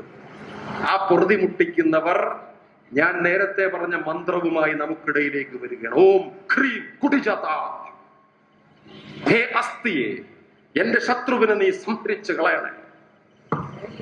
അപ്പൊ നമ്മൾ അതിൽ നിന്ന് ഓമിനെ പിടിച്ചിട്ട് പറയും, ഈ ഓം എന്റെ ഗുരു പറഞ്ഞു തന്ന ഓം അല്ല കേട്ടോ. ഈ ഓം ചട്ടമ്പി സ്വാമി പഠിപ്പിച്ച ഓം അല്ല കേട്ടോ. ഈ ഓം, ഈ മന്ത്രവാദക്കളത്തിലെ ഓം ഉണ്ടല്ലോ, അത് അയ്യാ വൈകുണ്ഠന്റെ ഓം അല്ല കേട്ടോ. ഈ ഓം മഹാനായ ബാബാ സാഹേബ് അംബേദ്കർ വരിഷ്ഠനായ ബുദ്ധമുനിയെ കുറിച്ച് എഴുതിയ ബുദ്ധ ആൻഡ് ഹിസ് ധമ്മ എന്ന പുസ്തകത്തിലെ ഓംകാരമല്ല കേട്ടോ. നിങ്ങൾ പറയുന്ന ഓം അപകടകരമായ ഓമാണ് കേട്ടോ. പക്ഷെ നമ്മുടെ ഓം ഉണ്ടല്ലോ, ആ ഓം സകലരുടെയും ഓമാണ് കേട്ടോ. ഓം. മാണ്ഡൂക്യോപനിഷത്ത് തുറന്നാ മതി. മാണ്ഡൂക്യോപനിഷത്തിൽ പറയും എന്താണ് ഓം. അത് മന്ത്രവാദക്കളത്തിൽ അസ്ഥി ഉരുക്കാനുള്ള സാധനമല്ല. ഓം എന്നത് പഞ്ചമഹാശബ്ദങ്ങളിൽ ഒന്നാകുന്നു. അവലോകിതേശ്വര സങ്കല്പത്തിലെ മഹാശബ്ദങ്ങളിൽ ഒന്നായ പരമശബ്ദമാകുന്നു ഓം. ആ ഓമിനെ മൂന്നായി പിരിക്കാൻ പറ്റും. ആ ഊ മ. മാണ്ഡൂക്യോപനിഷത്തിലുണ്ട് മൂന്നായി പിരിക്കാം, മൂന്ന് മാത്രകൾ. ആ ഊ മ. മാത്ര ഇല്ലാത്തൊരു സാധനം കൂടെ അതിലുണ്ട്, തുരീയം. വാട്ട് ഈസ് ആ? മാണ്ഡൂക്യം പറയും ജാഗരിത സ്ഥാനോ വൈശ്വാനര അകാര. ജാഗ്രതയിലാണ് അകാരൻ ഇരിക്കുന്നത് എന്ന് പറഞ്ഞാൽ ഇപ്പൊ എല്ലാരും ഇരിക്കുന്നില്ലേ? നിങ്ങൾ ജാഗ്രതയിലല്ലേ? അത് എന്റെ പ്രസംഗം കേട്ട് ബോറടിച്ച് എന്തിനാ എപ്പൊ നിർത്തും എന്നുള്ള വിചാരത്തിലല്ലല്ലോ എന്ന് ഞാൻ വിചാരിക്കുന്നു. നിങ്ങൾ ജാഗ്രതയിലാണ് അല്ലേ അമ്മ? ഈ ജാഗ്രതയിലിരിക്കുമ്പോൾ സാർ അകാരൻ, നാം അതിനെ ഉപാസിക്കും. വൈശ്വാനരൻ. ഈ അകാരനെ ഉപാസിച്ചാൽ എന്ത് കിട്ടും? അകാരനെ ഉപാസിച്ചാൽ സകലമാന ആഗ്രഹങ്ങളും നടക്കും എന്ന് പറഞ്ഞാൽ അപ്പുറത്തവൻ മരിച്ച് പണ്ടാരടങ്ങണേന്ന് ആഗ്രഹിക്കരുത്. അത് ദൈവീ സമ്പത്തിൽ പെട്ടതല്ല. എന്റെ മതത്തിൽ പെടാത്തവൻ നശിച്ചു പോണേ, അതൊന്നും ദൈവീ സമ്പത്തല്ല, അതൊക്കെ സാത്താന്റെ മന്ത്രവിദ്യയാണ്. ഇനി രണ്ടാമത്തെ ഉകാരനോ, അത് സ്വപ്നസ്ഥാന സ്ഥൈജ സൗകാര. സ്വപ്നത്തിലിരിക്കുന്നവനാണ് ഉകാരൻ. അപ്പൊ ആദ്യത്തെ ആ, രണ്ടാമത്തെ ഊ. ഈ ഉകാരനെ ഉപാസിച്ചാൽ എന്ത് കിട്ടും?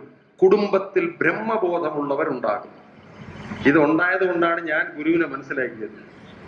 എന്റെ അപ്പൂപ്പൻ എന്നോട് പറഞ്ഞില്ല ഗുരു മുസ്ലിം അല്ല, അതുകൊണ്ട് അങ്ങോട്ട് പോകരുത്. എന്റെ അപ്പൂപ്പന്റെ പുസ്തകം ഈ ഇരിഞ്ചയത്തെന്ന് ഒരു 4-5 കിലോമീറ്റർ അപ്പുറത്തല്ലേ വെമ്പായം.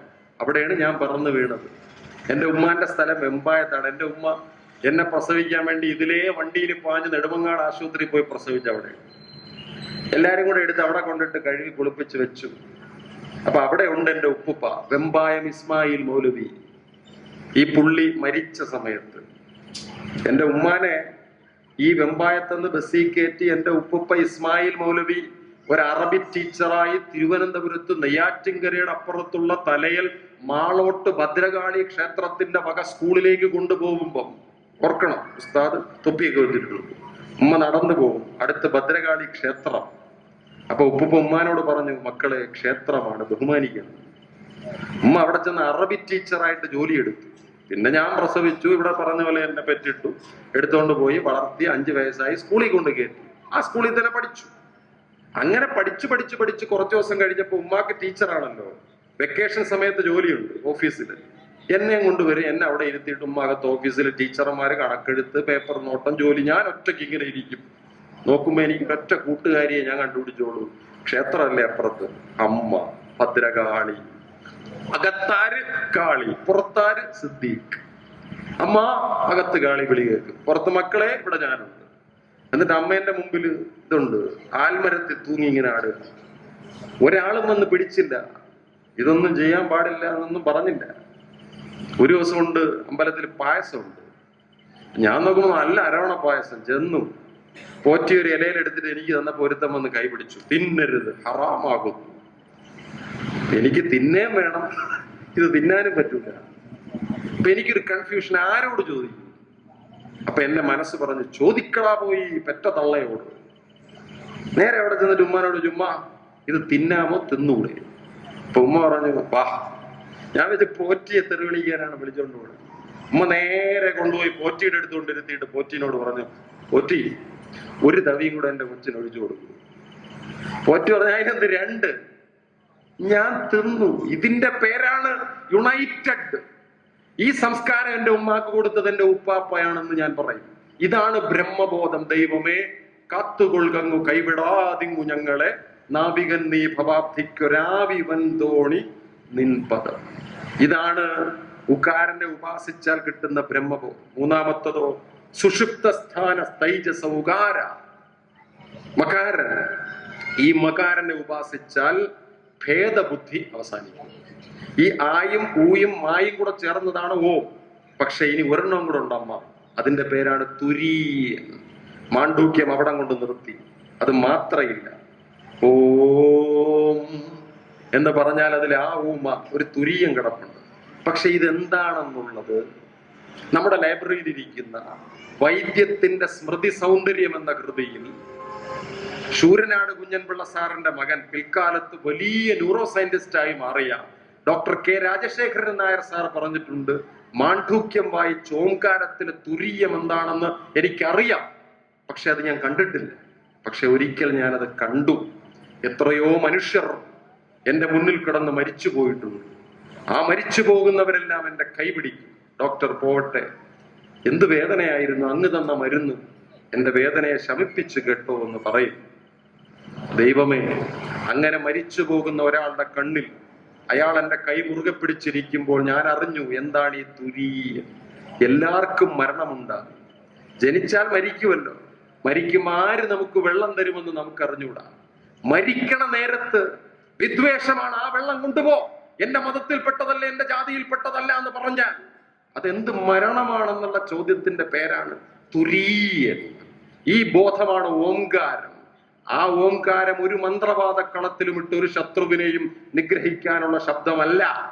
ആ സ്വരം ഖുർആനിലുമുണ്ട്. അലിഫ് ലാം മീം ദാലിക്കൽ കിതാബു ലാ റൈബ ഫീഹി ഹുദൽ ലിൽ മുത്തഖീൻ അല്ലദീന യുഅ്മിനൂന ബിൽ ഗൈബി വയുഖീമൂനസ് സ്വലാ വമിമ്മാ റസഖ്നാഹും യുൻഫിഖൂൻ. ഖുർആനിലെ 2-മത്തെ അധ്യായമാണ് ഞാൻ ഈ പറഞ്ഞത്. അതിന്റെ ആദ്യത്തെ ശബ്ദം ശ്രദ്ധിച്ചോ, അലിഫ് ലാം മീം. അലിഫ് ലാം മീം. ഇതുവരെ ആരും അതിന്റെ അർത്ഥം പറഞ്ഞിട്ടില്ല. അർത്ഥം പറയാൻ പറ്റൂല, അത് ശബ്ദമാണ്. എല്ലാ മുസ്ലിങ്ങളും വീട്ടിൽ ഒരു ദിവസം ഒരു തവണയെങ്കിലും ഓതുന്ന യാസീൻ വൽ ഖുർആനിൽ ഹകീം ഇന്നക ലമിനൽ മുർസലീൻ അലാ സിറാത്തിൻ മുസ്തഖീം. ആദ്യത്തെ ശബ്ദം യാസീൻ. അർത്ഥം ഇതുവരെ ആരും പറഞ്ഞിട്ടില്ല. ഇതിന് ഖുർആൻ തന്നെ പറയുന്ന ഒരു പേരുണ്ട്, അൽ ഹുറൂഫുൽ മുഖത്തഅ. ബ്രഹ്മശബ്ദമാണ്. ബൈബിൾ തുറക്ക്, യോഹന്നാന്റെ സുവിശേഷം. വാക്യം നമുക്കറിയാം, ആദിയിൽ വചനമുണ്ടായി. അങ്ങനല്ലേ സാറേ? ആദിയിൽ വചനമുണ്ടായി. വചനം ദൈവമായിരുന്നു. വചനം ദൈവത്തോടു കൂടിയിരുന്നു. നമ്മൾ ഒന്നാണ് പ്രിയപ്പെട്ടവരെ. ആ ഒരുമയുടെ പേരാണ് യുണൈറ്റഡ്. ആ ഒരുമയിൽ നിന്നാണ് സമ്പർക്രാന്തി കത്തിപ്പിടിച്ച് കത്തിജ്വലിച്ച് സഞ്ചരിച്ച് മുന്നോട്ട് പോകുന്നത്. ആ ഒരുമയാണ് അമ്മാമ്പാറയിൽ വെച്ച് നാം കുരുത്തത്. എന്നെ ഈ മീറ്റിംഗിലേക്ക് ക്ഷണിക്കുകയും ഇവിടെ ഇങ്ങനെ ഒരു പ്രഭാഷണം നടത്താൻ അവസരം തരികയും ചെയ്ത അറിവിന്റെ ഭാരവാഹികൾക്ക് ഞാൻ എൻ്റെ ഹൃദയത്തിന്റെ ഉള്ളിൽ നിന്ന് സ്നേഹപ്പൂക്കൾ വർഷിച്ചുകൊണ്ട് ഞാൻ എൻ്റെ പ്രഭാഷണം അവസാനിപ്പിക്കുന്നു. എല്ലാവർക്കും എൻ്റെ വിനീതമായ നമസ്കാരം.